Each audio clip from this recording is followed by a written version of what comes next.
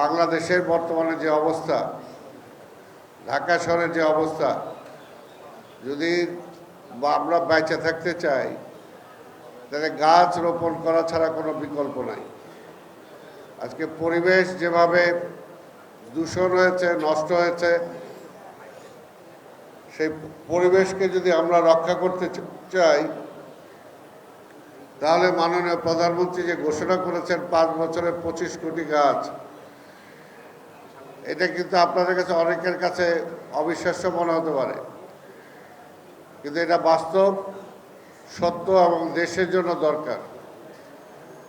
আপনারা জানেন যে এখনো যখন ঝড় আসে এই প্রকৃতি আমাকে রক্ষা করে।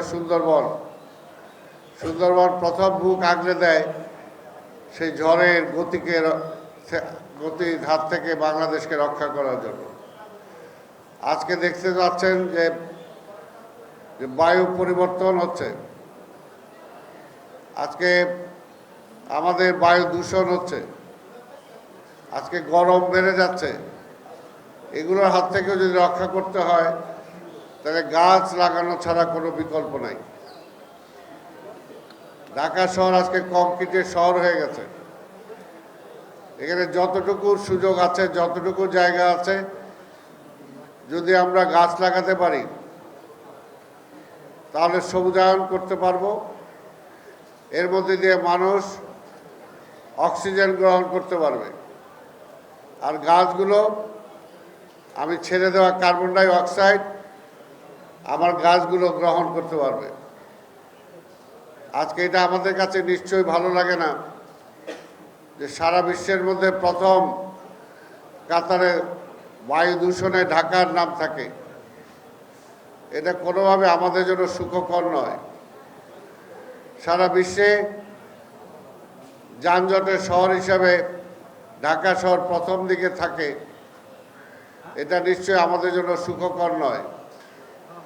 আমরা যদি চেষ্টা করি তাহলে এই শহরকে আমরা রক্ষা করতে পারি, এবং রক্ষা করার জন্য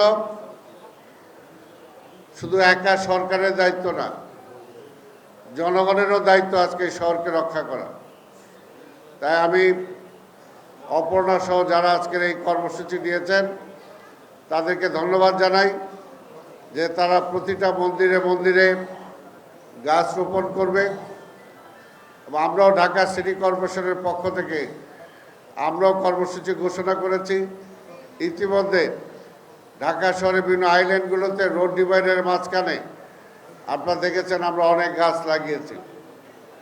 আমরা বিভিন্নভাবে সরকারের এই কর্মসূচিকে সফল করার জন্য আমরা চেষ্টা করব, কারণ এটা শুধু তারেক রহমানের নিজের জন্য কর্মসূচি না, এটাকে দেশকে বাঁচানোর জন্য, জনগণকে বাঁচানোর জন্য এই কর্মসূচি।